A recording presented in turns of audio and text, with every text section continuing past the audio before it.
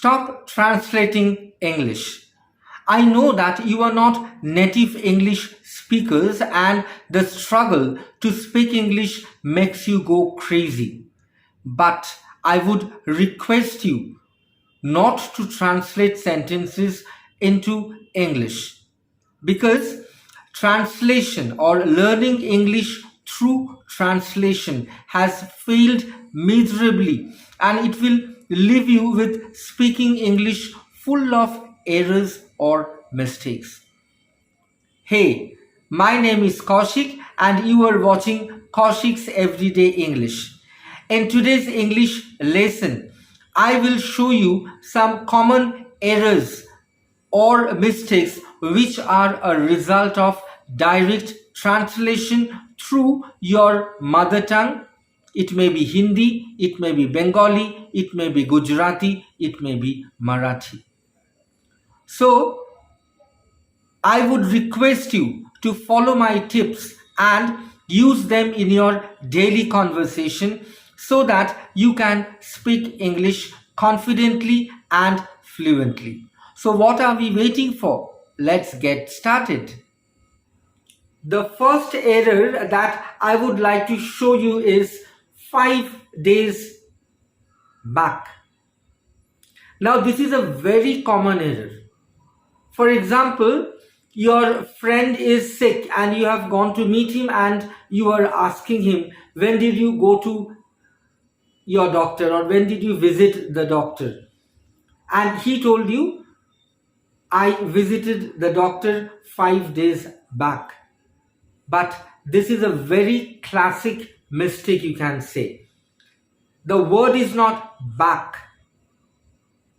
The word is ago.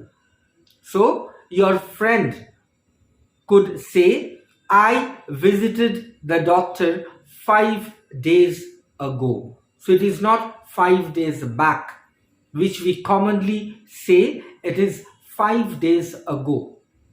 So then the obvious question that comes up in our mind is, when do we use back? I've got an answer for that. For example, you could say, back in 2021, she won the gold medal. So in this way, you can use back. But 3 days ago, 5 days ago, 6 days ago, but it's not 6 days back. So don't ever commit this mistake anymore. Look at the next sentence. Please revert back to me. Now, what does the word revert means? Revert means to reply or to respond to someone. That's the meaning of revert. Or revert back means to get back, right? So instead of saying revert back to me, the correct way of speaking is please get back to me or please revert to me. But it's not revert back. So don't ever commit this mistake, because many of us, without knowing, commit this error, revert back. In mail especially, or in a letter, we write revert back to me, but that's a wrong expression. So from now onwards, say revert to me or get back to me. Let's move on to the next error. Myself, Kaushik.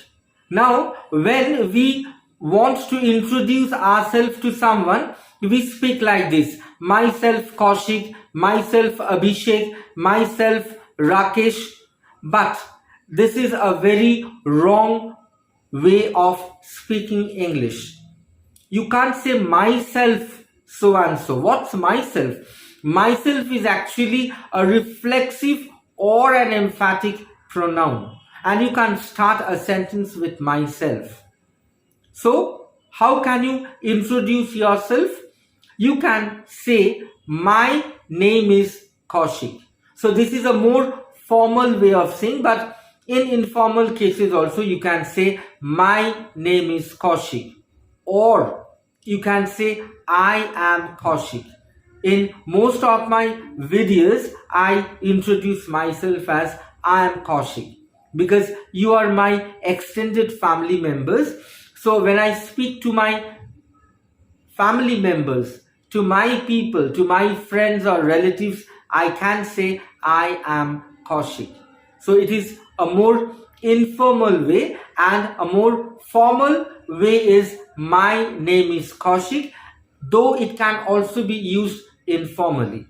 So from now onwards, please don't introduce yourself as myself so and so, but say my name is so and so, or I am so and so.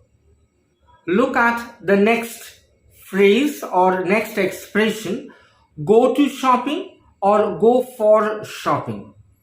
Now, this is a very common error that we commit every day. If you ask somebody, where are you going? He or she will tell you, I am going to shopping, I am going for shopping, without knowing that they are committing errors. But I'll tell you what are the mistakes in these two phrases. Now, go to shopping. Now, shopping is a gerund. With a noun, when we add ing, it becomes a gerund. So, shopping is a gerund, and with shopping, we can't use any infinitive form. And here, the infinitive form is to.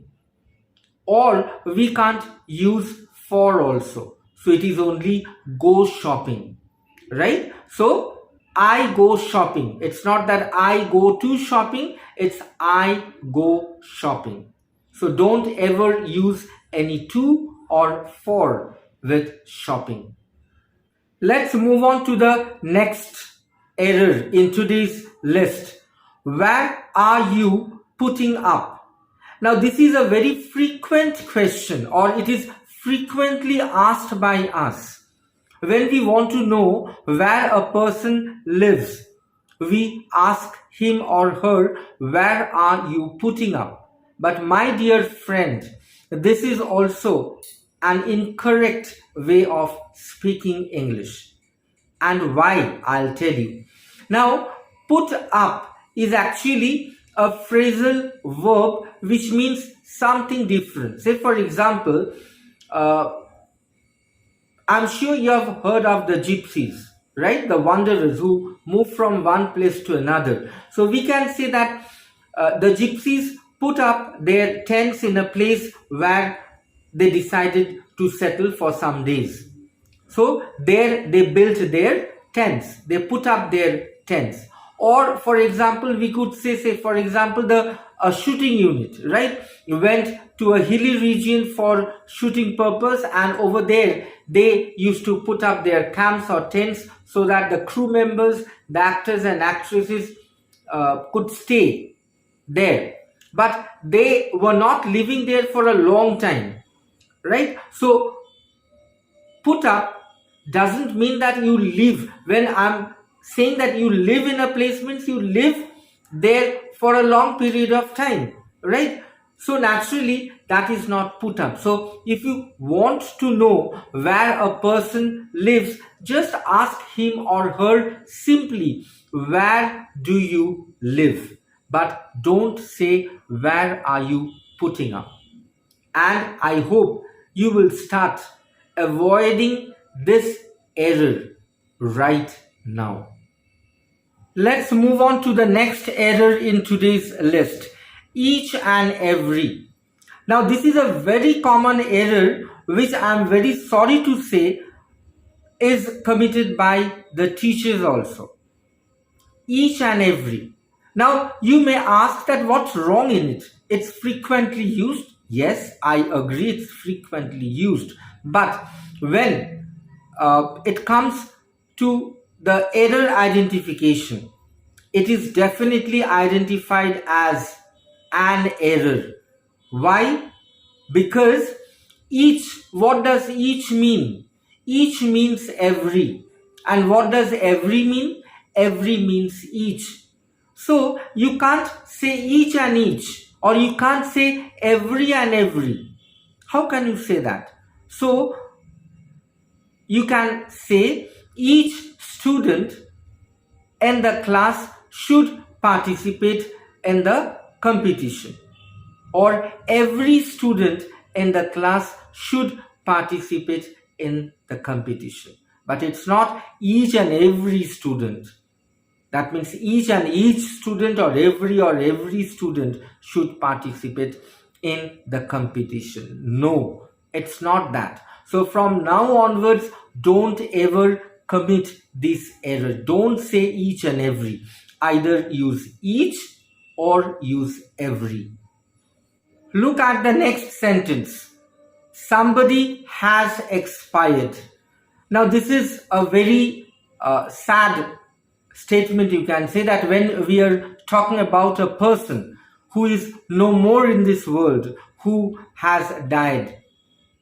This is a very sorry state of an affair, but when we say somebody has expired, we are definitely committing a very big mistake. Why? Because when I'm saying somebody has died or somebody has passed away, I mean a person, he or she, right? So a person dies or a person passes away, but a person is not a product, because a product has an expiry date, but a person doesn't have an expiry date.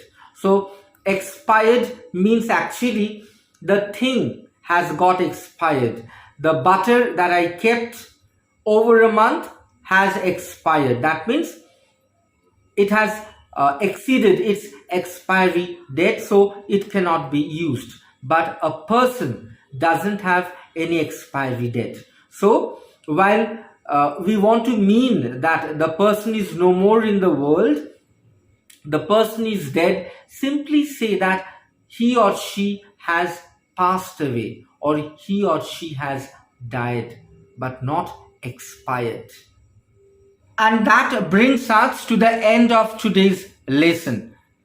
I hope you have understood the lesson properly. You have followed the session carefully so that you will stop committing errors and make your English sound better and make your English sound more fluent and make your English sound like that of an advanced English speaker. Before I leave, I would request you to subscribe to the channel, give a thumbs up and click the all notification icon so that whenever I upload my video, you get the notification first. So I'll be back again with a new interesting lesson to learn. Till then, stay safe, love your family, love your friends and love yourself. Ciao.